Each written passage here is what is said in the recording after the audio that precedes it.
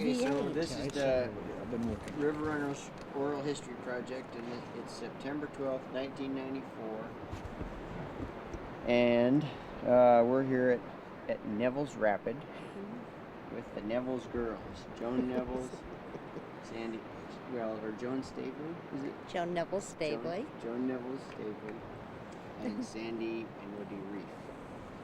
And Roy Webb is going to be asking questions. Are you ready? Yeah. Great. Well, first let me say what an honor and a pleasure it is to be able to sit here and talk with all three of you. I know Joan pretty well, but I don't know Sandy and Woody, and I'm looking forward to talking to you a little bit. First, if you could, can you just give us a little background? We'll start with Joan, since you're the oldest. When were you born? Much oldest. Well, not much older, I know. But when were you born, and where? Anything you can tell us about that? I was born in 1936, actually by accident in Cortez, Colorado.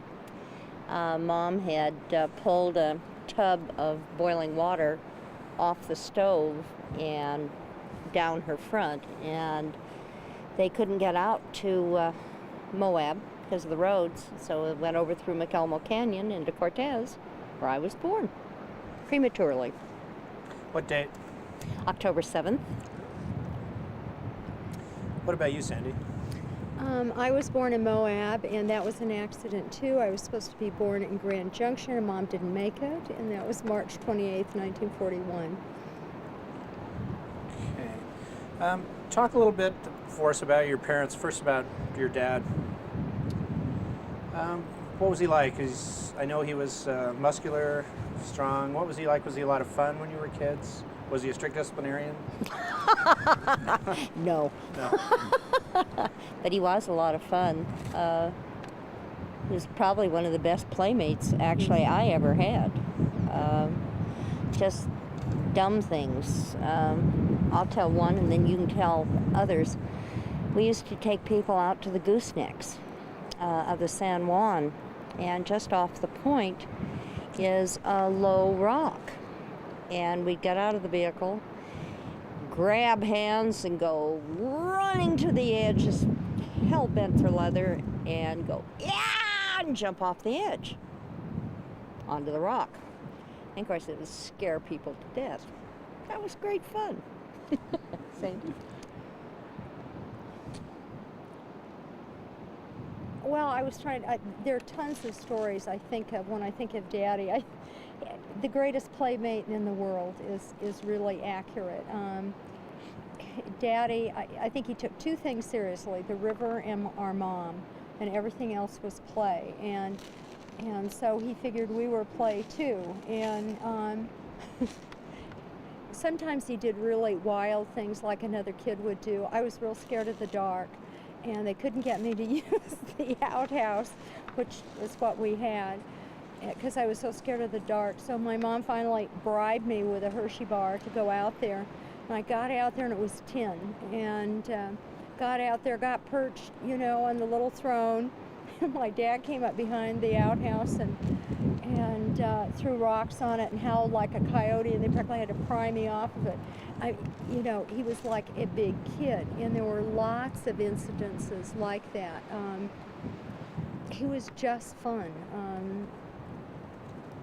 He had a real sense of play. He had a joy of life and a happiness that a lot of people would think of something that was bad and all of the ramifications of bad or down or whatever.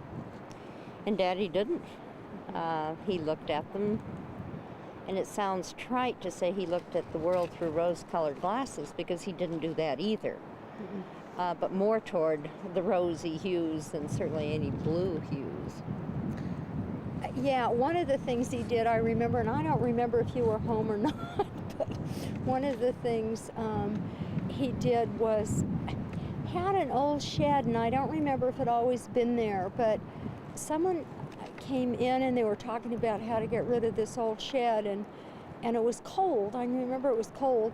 At any rate, so they doused it with gasoline, and Daddy got up on the roof and danced on it, and more hooped and carried on until the roof started to fall in. And I mean, he knew how to play. He played on the edge. He often, people called him cocky. He was, but it was that happy kid's cockiness that was just, he loved his world. He was real confident. He was a terrific athlete. And and he played. He played a lot. And I can remember my mom standing there. Were you there that day? I don't remember. And my mom just standing there and kind of like, well, that's just Norm.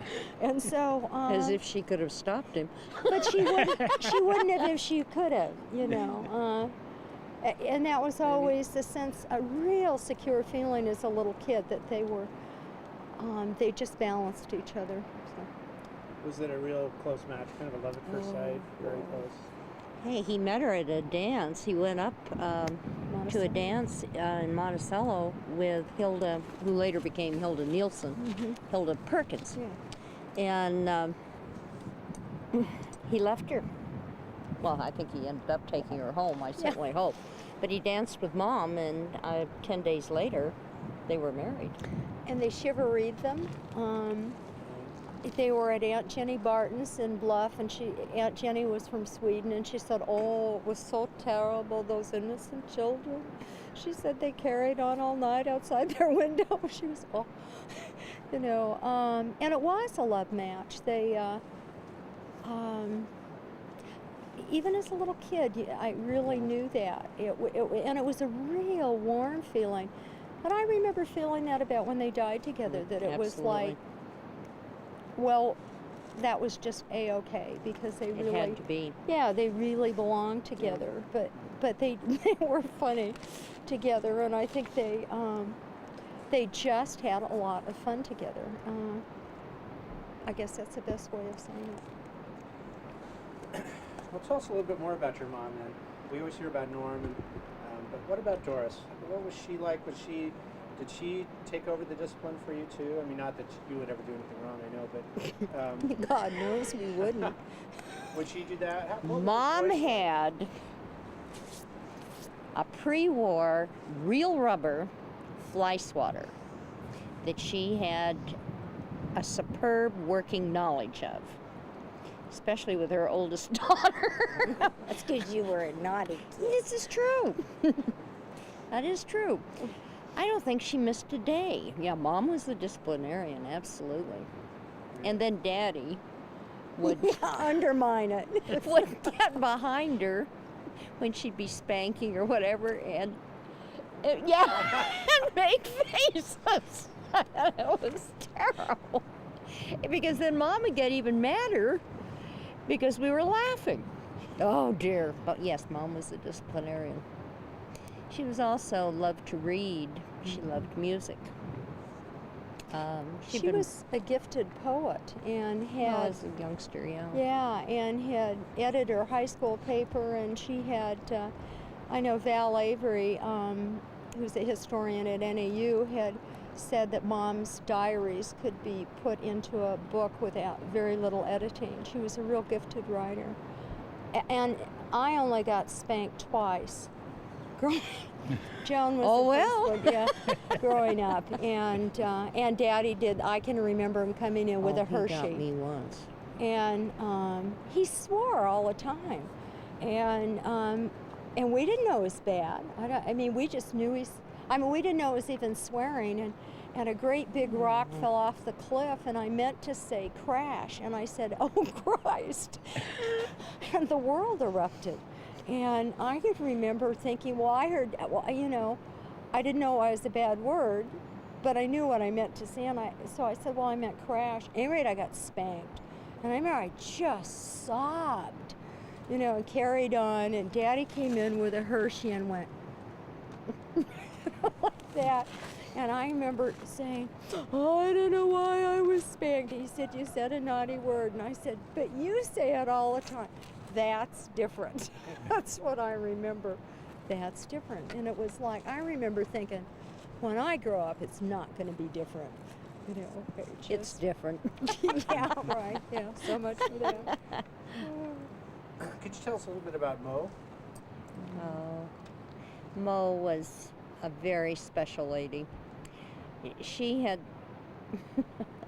one of the times I think about her and always will treasure was the night I met Gay, or actually the night of the afternoon I met Gay Staveley. And Gay invited me to go out for a walk in the moonlight on the desert. And in Mexican Hat at that point in time, you know, there wasn't really a whole place to go. And Mo said, yes, I could do that. Number one, I was flabbergasted. But she said she'd go with us. That's So we started off walking, and we pick up the pace, and Mo is about 80. She picks up the pace.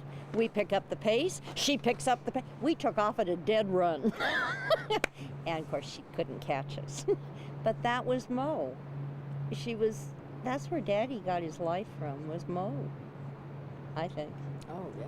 I should point out for the interview, this is May Nevills was her name? May Davies. May Davies. May Davies, Yeah. that's right. Mhm. Was their grandmother. Yeah. What? She came to Mexican Hat about 1925, correct? With her Well, husband. she came to, Billy was already there. Yes. Billy, Billy. our grandfather, excuse me, Daddy's father, William Eugene, and he was already there, Losing all the money, just, hand over fist, and literally ran out of money, and that's why she came. He sent for she and Daddy to come, since there was not money to keep two households going, one in California and one in Utah. She was called Shemayazi by the Navajo, my little mother. Mo loved Navajos, and they loved her. And one of my favorite pictures is her hunkered down getting a map in the sand. And I think from her I learned, I don't think I thought of it, but I think from her I learned that Navajos were wonderful. I thought they were the Dene, the people, and I always felt very cheated I wasn't Navajo. And she was wonderful with dogs. She was bonkers over dogs. And she talked to them and they would respond like people. And she would let us wear false teeth. Do you remember? No, I wore Grandpa's. I see. I got to wear Mo's false teeth. Greatest thing. And she would let me dress up in all her clothes and sing opera. And she would, remember, she would say we'd have these glorious careers cut out for us singing opera. And we were awful. But that was Mo. I mean, she really loved, she just loved her family. I mean, that was so, she was unconditionally accepting and very funny. I mean, she was really funny and fun. And I can remember one time Daddy got in a fight because someone shot Bob, a big husky we had, and he shot him in the throat, and Daddy was incensed.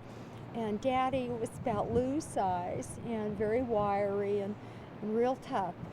This guy, he went out and he rammed his car and caught his bumper and dragged him back up. Mo's just shrieking, "Get him, Norman." And so they pull him back up, and of course I'm yelling, "Get him, Daddy," too, because Bob's sitting there looking real sad. And this guy gets out of the car, and he's really tall. I can remember. So I said, "My daddy can get you," or something like that. Daddy's dancing around. I don't think he wanted to get in a fight. Mo was saying, "Get him for Bob, Norman." So he finally hit him a good one, and then I remember they did a real male thing. I remember thinking it was Shook just, hands. yeah, it was crazy. And I remember thinking, well, Bob's still shot. What are these guys doing? They shake hands, Well, I really didn't mean to shoot your dog, and well, I really didn't mean to hit you. And it seemed so nuts to me as a little kid. I remember thinking, the dog's still shot, but Mo was just in there kind of like this, and it was, I think, I think that is where Daddy got so much of his spunk. So Did you ever think that she felt isolated there, that she resented being kind of stuck in Mexican Hat? No. No? not at all. The only way she would have is if Daddy wasn't there. She would have gone to the ends of the earth to be near Daddy. He was an only child, correct? Yes. And Mom was an only child. They Oh, were really? both only children. Really? Did you remember much of your grandfather? I do. Grandpa, I adored. And as sick as he was, and I don't know why they let me do it, I mean, thinking back on it, but I would go over and he would read to me, primarily from the Jesus book. It was a marvelous children's book, but I loved the Jesus book. And sit up behind him on the pillows and comb his hair. Now, he had, you need to know, maybe 3 hairs. I was gonna say, Not very many. And he would let me put his false eye in my mouth. That's what I like doing. Jeez, I didn't know he had one. Oh, he lived on in the glass right by the bed. Oh, God, what a ghoulish child. Oh, I think of that now and it makes me almost want to vomit. But anyway, that was my big thing with Grandpa. And he teased me when Sandy was born. And he said, "Oh, Joni, you have a sister." Oh, yeah, I had a sister. Which he was not happy about. Well, you didn't come to play. You were a baby. At any rate, and he said, "I understand her name is Sandra." It is not Sandra, it's Sandra. Right? That's what I said. And I just become enraged and pummel him about the shoulders, and he just laugh. I love Grandpa. Mom drove him out when he died. Mom and Mo drove him out to Blanding, and I can't remember the day he imagine died. how calmly heroic that was, because the roads then, occasionally it would take 8 hours to get to Bluff from Mexican Hat, and that may be unbelievable, but old timers can back that up in flood season. And she wrapped him up and they drove him all the way to Blanding, and that was all unpaved road. And I think how brave that is. You know, how very brave. And someone asked us recently if we knew where he was buried, and I have no idea. we don't have a clue. We Really? don't know where My he is. guess is California, but I have no Oh. idea. Back to where he had been originally from. Mhm. Well, he was born in Hamilton, Ontario, Canada. So, but my guess is he's Oakland. Chico or Oakland or I don't know. It sounds like you made a lot of your own fun. What about other things that kids need to do, like go to school? I How know, about no, you birds? had, didn't you have homeschooling Hmm. through? Mom taught us through Calvert System out of Baltimore, Maryland. And let's see, I was taught up to the first half of the 6th grade. Then they sent me to California to become civilized. It was too late. I did whip all the boys in my class and various things, and then got down to business. And you went to school how long with Mom? to the 3rd grade. Third. And when I went to Europe when I graduated from high school, I was the only kid out of it was like You're the art. everybody went for graduation. I was the only kid that knew all the great masters, you know, in art, because Calvert System had been developed, I think, for diplomatic Mhm. corps people. So there was a heavy emphasis on arts, and God, they were all blown away, because I was probably the wildest kid on the trip, and you know, I knew all this stuff, and I remember them thinking that was, you know, a hair incongruent, but How did that work? Did you have a certain time every day oh yeah. that you sat down? Unless you could get away. That's right. And the second spanking I got was because I got away. That was the second one I got. And Mo was in on that. Mo was like, "Daddy, I didn't want to go to school." So Mo made up this thing that she was going to call and say, we had a telephone between Daddy's shop and Mo's house and our house. and she was going to call at a certain time and keep Mom on the phone, and I'd get to run and play. And so she did, and Mom kept going like, like this, sit down. And then Mom got involved, and she was irritated being on the phone, and I took off and went by the water tower. Or the Water tanks. water tanks. And Mom came, and she had the rubber fly swatter. And that nasty thing lasted too. So you had a phone? Was it just a local? In One Mexican long, Hat, or- 2 shorts, 3 longs, and something else, but I don't remember what the Did other. you call out Oh, no. the outside world? It was just Oh, in no, Mexican no. Hat. No, it was between our 3. Daddy's shop, our house, and Mo's house. Oh, no, there Lodge, wasn't any, the lodge. It was definitely No, local we didn't distance. get telephone service in Mexican Hat until 59, maybe even 60. They did across the river at the Texas Zinc Mill, but in Mexican Hat proper we didn't. What about Mo? I know Mo ran a lodge. Was that always kind of exciting when visitors came and you had guests Oh stay? yeah, anytime anybody came down to Mexican It was Hat. exciting. Absolutely. Because it was, as Sandy said, the roads were unbelievable. Average time to go the 27 miles to Bluff was probably 3 hours. And I mean, that was pretty good time.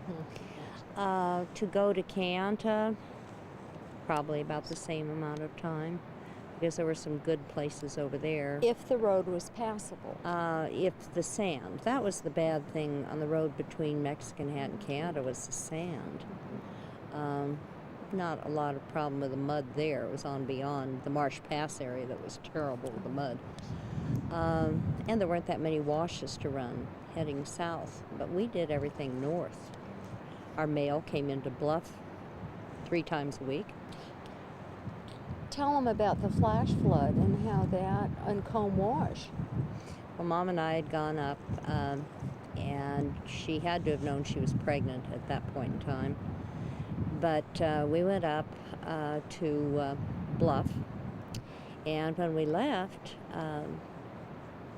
we made it through through Cottonwood Wash, made it Butler. through Butler, and came down the hill, down Navajo Hill to the bottom, and Comb Wash was running a little bit, and she didn't hit it hard enough, and the car spun out, and then it died.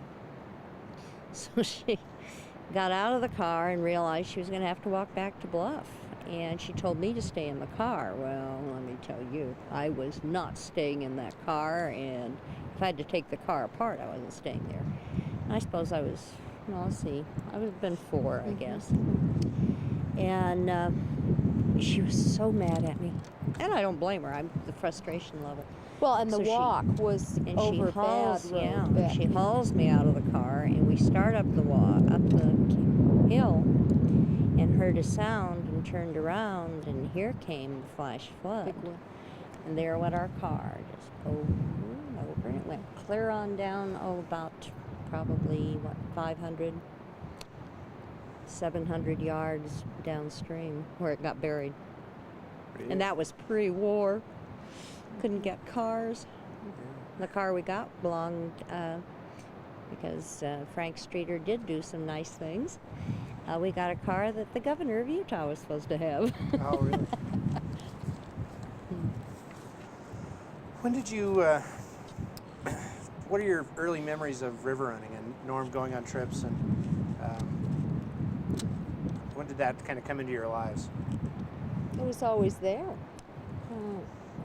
It was always a part. It was just always a part. As for personally participating, all I did until the year they were killed, 49, was did one-day trips from either up at the Hat down to the landing by the bridge, or from Bluff on down. And then in 49, I did a San Juan Glen trip, and with Frank Wright. I don't remember who else was on that trip. Joe may know. I don't know who else was, but that was the year that they walked up by Moonlight up to Rainbow, which was a hike of about 7 miles. And Frank was designated as my babysitter, which I'm sure he was really thrilled about. And I can remember Daddy had a real flair for drama. He liked to play. He simply liked to play. And that was when this steer had evidently blown over in a blizzard in a canyon. And so we're starting up this canyon, and all the passengers are trucking along, and he's explaining everything to them. And all of a sudden he goes, "Stop, I smell death." And everyone goes, and I knew darn well it was a dead something. I mean, you didn't live on the San Juan without dead somethings floating by. And I remember kind of, and he kind of winks at me, and he said, "Yes, the smell of death is here." And these people got all revved up. I mean, and he was just having a ball. And he said, "I will go scout this out," or something. And then he makes it, he just had a lot of fun, and he created fun. Yeah, he did. I mean, he could And excitement for the other people. Yeah, and people loved that, and they probably always remembered. And it was, there was a huge blizzard, and how this critter bought it, and he was fun, and he did a firefall, and that was wonderful. And his love of the country.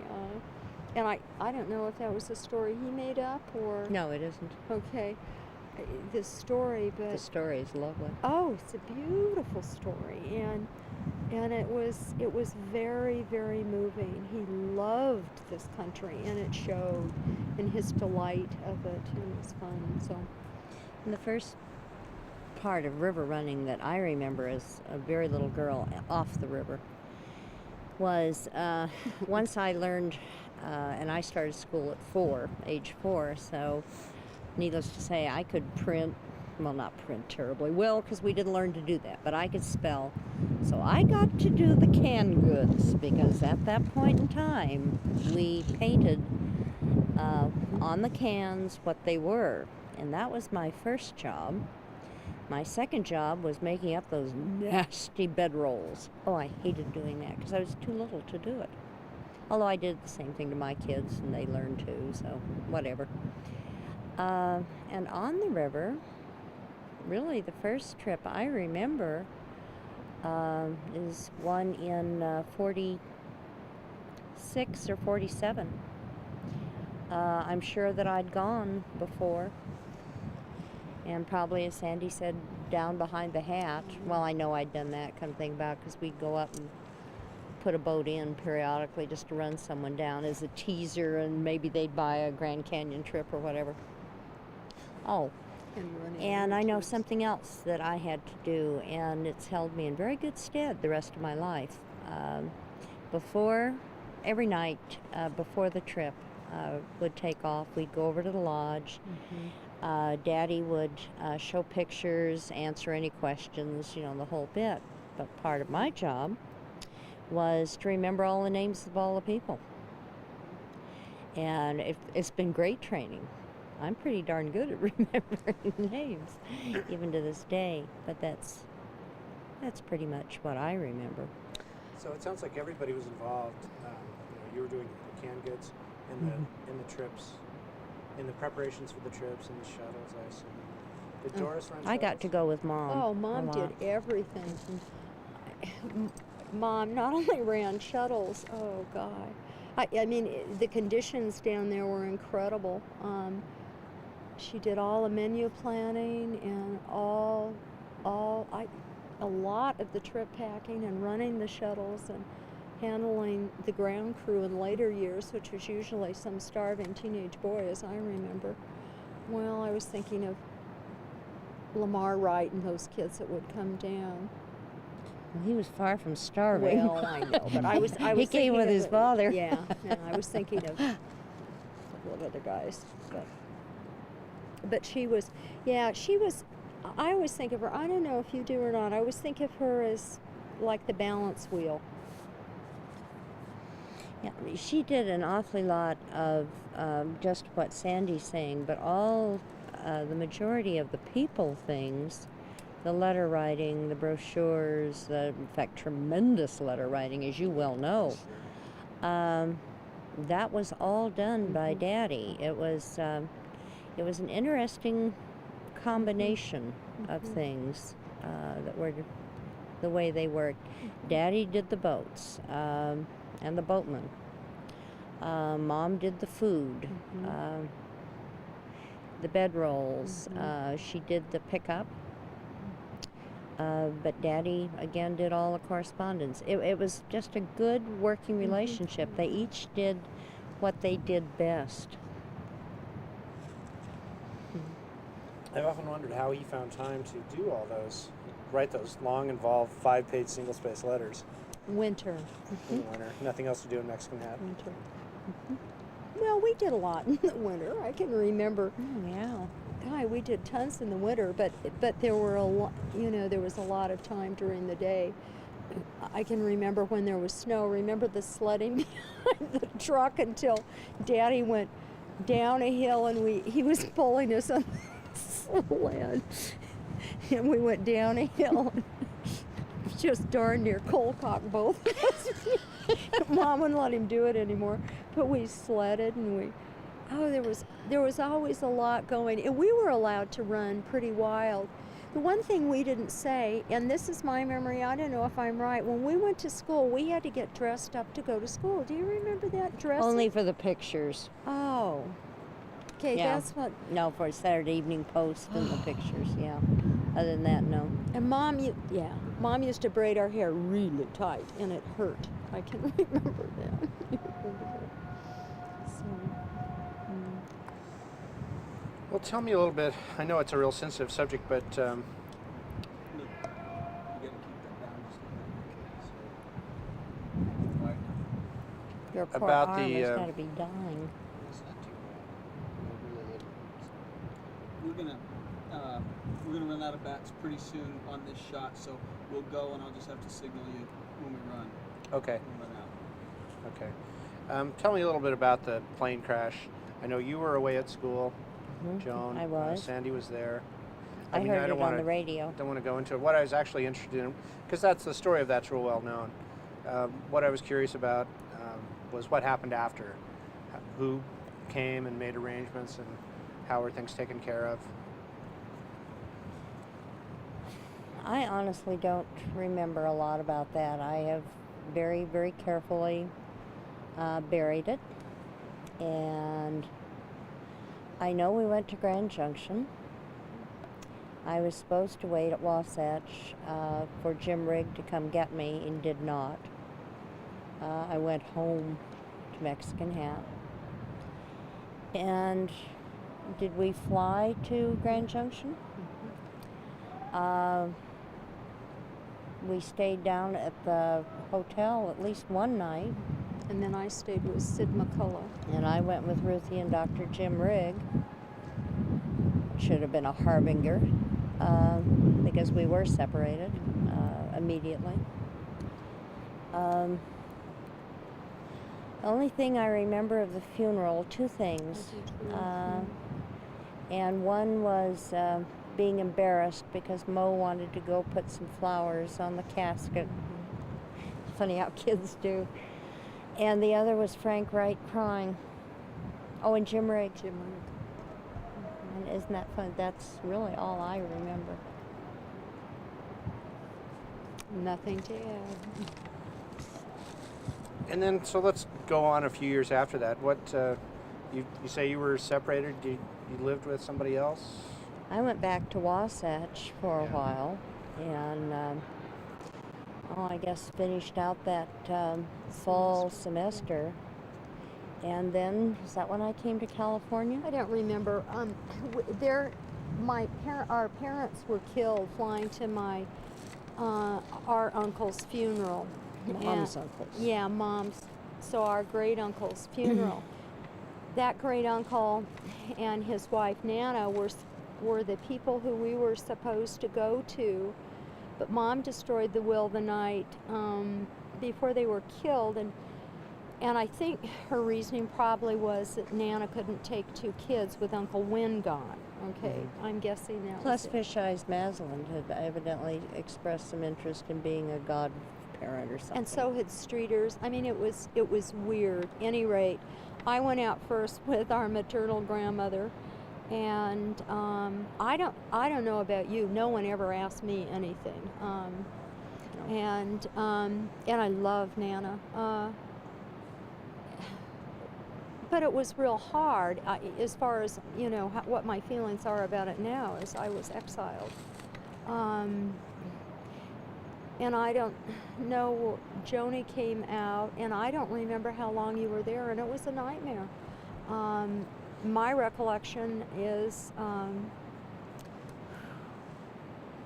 that no one ever said anything about our parents, and they were still in the press. Their name was really up, and their death had already been glamorized. And so it was very confusing because our family, to this day, never mentions them. It was like they were an embarrassment for time, I guess. I'm not sure what it's all about. we were. Yeah, right. But it was crazy making. I mean, it was real crazy making. Angry making. That's how I reacted. Yeah. Which was pretty healthy, actually. What I did is I just obeyed, you know. And I think Nana probably did it kind of like I did around sex. I figured, don't bring it up unless the little Hummers ask, you know. And I think that's kind of where Nana was. I don't think that's the way it was with the rest of the family. And we were not, or at least I was never allowed any interaction with Daddy's family. And didn't know until just a few years ago, Daddy had a huge family that really loved us. And Woody and I went out for a reunion with our daughter Shannon that we had been invited to. And someone came up and said, "Oh, we kept track of you girls. Did you ever know how much we loved you?" We didn't even know they were alive. So it was real sad, and it was terribly sad, and I remember you coming out, and But I don't remember how long. and you know, I just did what everyone wanted, you know, and that was keep me under wraps, and Joni was real courageous and was herself and went over like a lead balloon, and you can take it from there. So you went ahead and finished school, obviously went through high school. And Well, then I tried to commit suicide. That's what I tried. At what, 13? A little bit young. And so they shipped me back to Colorado immediately to the Riggs, who then in turn... Mo snuck you out. I was a little bit under the weather. I Yeah. honestly don't remember. Mo stole you. I mean, Yeah. in the family's eyes, Mo took you out. Thank because God for Mo. Yes, thank God. And Mo got all the flack from Yeah. the family. Yeah. So, Anyway, they sent me back to Grand Junction, and then I went back to Wasatch and graduated from Wasatch in 1954. and we didn't see each other for Oh, I don't know. Well, until several years. I was married. Nah, we saw each other before that. But for the first time I really got to come, it was at Once least... in Salt Lake. I take Yes. it all back. We did. At least 2 years. I mean, it was hell for me to get down there in '52 for the plaque dedication. It was like there was so much pain around their dying that it became the elephant in the living room. Everybody knew it was there and nobody talked about it, and no one talked about Joan.